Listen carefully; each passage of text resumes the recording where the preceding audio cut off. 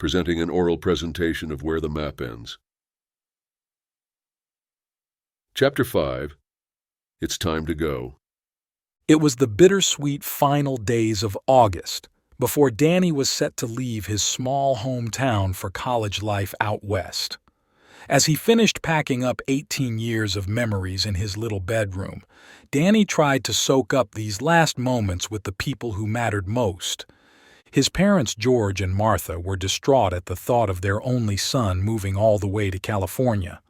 They pleaded with Danny to stay, to take over the family farm, to marry his girlfriend Jean and settle down in the community he'd always known. "Son, your place is here, working this land that's been in our family for generations. Why leave it all behind?" George argued gruffly over dinner one night. Danny shifted uncomfortably in his seat under his father's hardened gaze, eyes downcast. "My mind's made up," he replied quietly but firmly. "I appreciate your concerns, but this is something I need to do for myself." In truth, the thought of staying here, being tied down to Jean, and stepping into his father's provincial shoes for the rest of his life made Danny feel trapped and full of dread. He yearned to discover a bigger, more diverse world beyond this sheltered rural community. Upstairs, Danny gazed around his now barren childhood bedroom. The cowboy wallpaper he'd picked out as a boy was faded, but still familiar. The square outlines on the wall where his baseball pennants once hung were all that remained. His old toy chest sat empty in the corner, model planes and farm set put away for good. Danny let his fingers trail over the old chest's worn wooden lid. He imagined his younger self in this very room, dreaming of adventures beyond the endless cornfields that surrounded their remote farm. Now that long-awaited chance to find himself was finally here, and Danny was ready to seize it. A gentle tapping at the window drew Danny from his reverie. He turned to see his best friend Ben perched on the oak tree branch outside, just as they had done since childhood. Danny smiled and slid the glass pane up.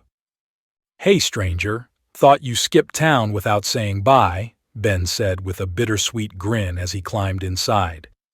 He had always been able to read Danny's mood instantly. "How could I leave without seeing you first?" Danny replied sincerely. He sat down on the stripped mattress, and Ben joined him shoulder to shoulder. "It won't be the same here with you gone, but this is your chance to spread your wings," Ben said gently. He fluttered his arms in an imitation of flight, making them both laugh, but a touch of wistfulness underlaid it. Ben would soon be leaving too, enlisting in the army right after graduation. But Danny took comfort knowing their paths would intertwine again someday, even if this chapter of their lives was ending. Their shared past anchored them. Ben stood and took one last look around, as if trying to mentally preserve the room he'd snuck into so often over the years. Danny stayed seated, suddenly overwhelmed. Ben rested a hand on his shoulder. "We'll always be close as brothers, no matter how far life takes us," he promised. Danny just nodded, not trusting his voice. After a final nostalgic glance, Ben ducked out the window into the fading summer dusk. Danny sat alone on the edge of the empty bed for a long while after, heart heavy, before finally turning out the light on his childhood for good. The next evening, Danny answered an emotional late-night knock at the farmhouse door to find Jean Morris standing on the front steps, eyes red-rimmed from crying. Danny stepped outside into the sultry night to speak privately. "Jean, what's going on?" he asked with concern. She looked so small and fragile in her signature pink Angora sweater even in the late summer heat. "I'm sorry to come by so late, but I had to see you one more time," Jean began shakily. She paused, choking back a sob. "It doesn't have to be goodbye for us, Danny. We could still have a wonderful life here together if you wanted." Danny sighed heavily. They had already been over this before he broke things off, but here Jean was making one last desperate, hopeful plea. "Jean, You deserve so much more than I could offer you, Danny said regretfully but firmly. You need someone who can give you their whole heart. He hesitated, then continued gently. Mine lies elsewhere, and that won't change. I wish I could be the man you want, but I can't marry you or anyone. Not when I'd be living a lie. Tears streamed down Jean's cheeks and she shook her head in denial, still clinging to what could never be. But we could try, Danny. We could make this work if only you stayed, she insisted brokenly. Danny just sadly took her trembling hands in his with an air of finality. I'm so sorry, was all he could manage. Seeing the finality in his eyes, Jean finally nodded in tearful resignation. Danny walked her home then in silence, arm in arm under the stars. At her door, he kissed her cheek tenderly one last time before turning away. Jean watched him go from the porch, hugging herself and weeping quietly. Their paths were dividing for good. Danny's heart ached at causing her such pain, but he knew staying would have brought far greater hurts for them both. In the final days before his departure, Danny wanted to imprint every detail of home in his memory.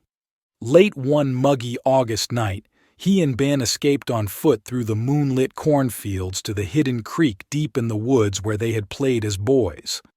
Under the familiar canopy of leaves and stars, they passed a thermos of whiskey stolen from Ben's daddy's stash back and forth. The smoky burn in Danny's throat mingled with the heady scent of honeysuckle as he absorbed this place so etched into his being. Ben gleefully pointed out the old rope swing where Danny had face-planted into the creek at age 13, trying to show off for some girls. Danny chuckled and gave Ben a playful shove in retaliation, feeling nostalgic.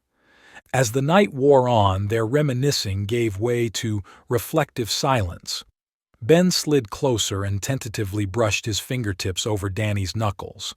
Danny inhaled sharply but didn't pull away. The lingering tension sparked between them. In the distance, a lone train whistle sounded long and mournful. Before Danny could overthink it, Ben's lips were on his, kissing him slowly, yet hungrily. Danny returned the kiss urgently, letting a dam of long-bottled desires break free at last. Under the infinite stars, hands roamed feverishly over each other's feverish bodies, making up for all the missed chances. Danny knew he would etch every sensation into his memory, the pounding of his heart, Ben's fingertips tracing his spine, their breath mingling in the sultry night air. Danny felt he would burst from wanting this for so long. They undressed in a frenzy, clothes scattered across the grassy bank. I've waited so long for this, Ben whispered in Danny's ear, his warm breath sending shivers down Danny's neck. Their bare skin pressed together, hands greedily exploring everywhere. Danny replied between hungry kisses, Me too. God, yes. He had fantasized about this for years, but the reality surpassed everything. They rolled together on a blanket, the creek water gurgling mere feet away, oblivious to anything but each other. Soon Danny found himself lying back, every nerve on fire as Ben's lips caressed lower and lower. The sensations were indescribable. Please don't stop, Danny begged when he feared he couldn't take any more. He was over the precipice now, the point of no return. Their passion built to a fever pitch, all primal need and pent-up longing. In the throes of it, Danny was conscious only of Ben's body against his, their rhythm in sync. He never wanted this euphoria to end. In the grass by the burbling creek, they gave in fully to what had always lay unspoken between them. Time seemed to stop, the past and future fading away until only this perfect, isolated moment existed for Danny. No shame, no limitations, only intimacy. Afterward, they lay entwined on a rumpled blanket, sticky with sweet as the sounds of the woods slowly filtered back into Danny's senses, the croaking bullfrogs, the far-off train, leaves rustling in the breeze. He felt Ben's chest rising and falling steadily beside him, neither wanting to break the spell just yet. But eventually, the first faint light crept over the horizon and the real world began intruding once more. They dressed without a word, the tender intimacy gone. Danny's stomach knotted with uncertainty. "I should get back. Early bus tomorrow," Danny finally muttered, shoving his hands into his pockets awkwardly. Ben just nodded, avoiding his eyes. They walked back through the misty cornfield side by side in uneasy silence, the unresolved feelings hanging heavy between them. A million things needed saying, but Danny only mumbled about leaving, then turned away. He imagined replaying this night forever in his mind, though, holding on to the beauty they'd created if only for a few hours.